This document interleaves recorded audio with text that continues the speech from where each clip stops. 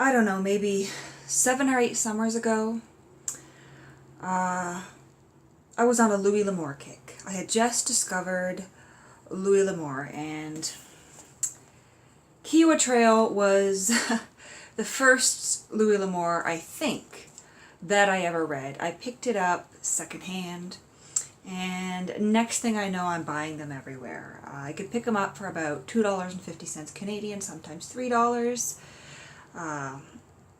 Back in 2009, 2010, 2011, those were the years that I was reading a lot of these. But there was one summer where I was into the Louis L'Amour, Zane Grey, and the vintage about 1960s to late 70s Harlequin romances.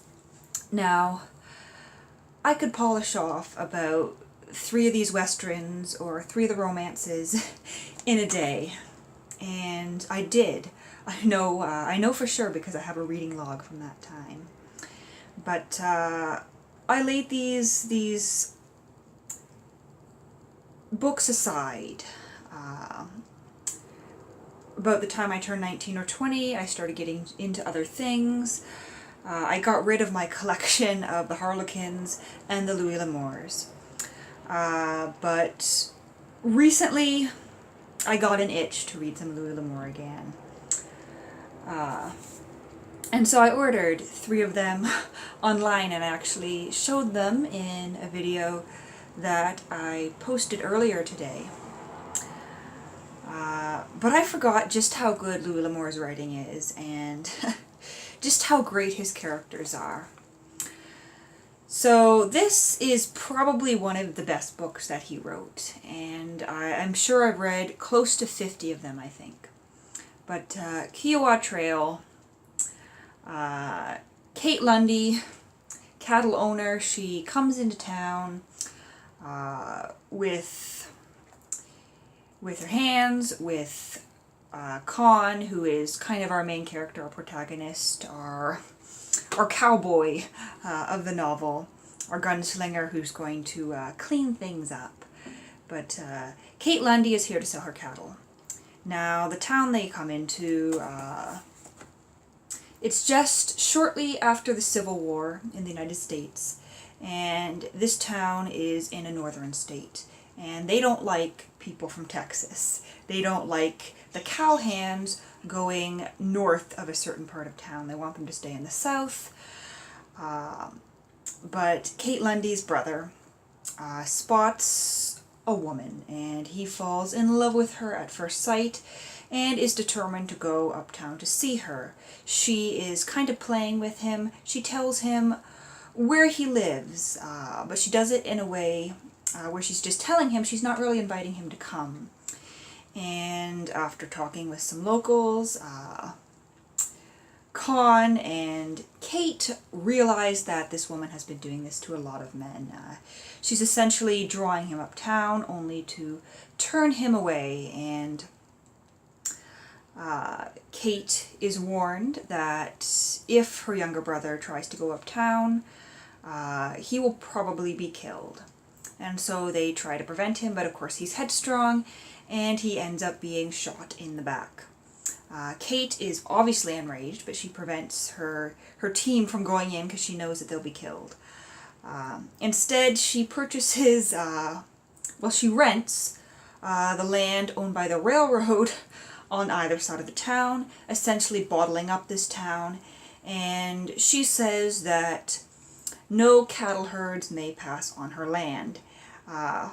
And she sends the town's general store owner a little bit farther away to another spot along the railroad tracks and tells him to start a new town, and the cattle trade ends up going on over there. But of course the townsfolk in this town that has essentially been bottled in are rightly enraged, and they send for 50 gunslingers.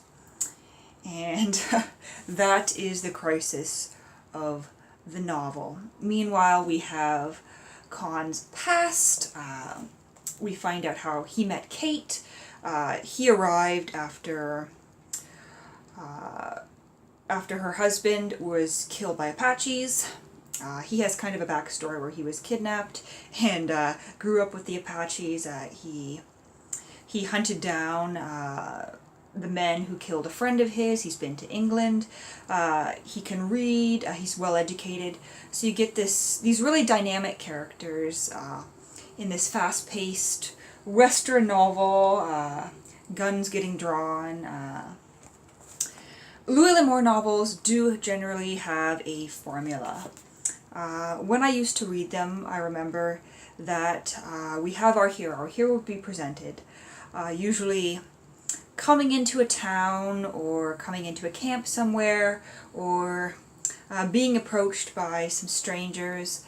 And from that initial encounter, we would have the problem that sparks the plot of the novel. Usually someone gets killed or there is a shootout. Then our protagonist retaliates.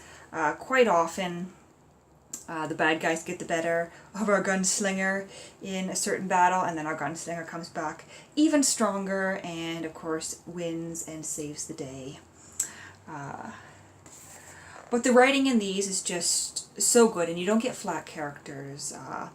You don't get the kind of weak women that you would often find in other Western novels. Kate Lundy is, as I said in one of my tweets, a badass. She's not afraid to fight. She's not afraid to take action, and she is a very well developed character in that regard.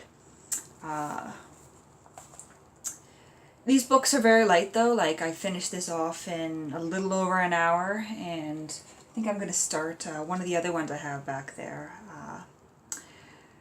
But if you've ever thought about trying a Western, definitely pick up a Louis L'Amour, because he's just a fantastic writer, and his books are really kind of pulp classics in the genre.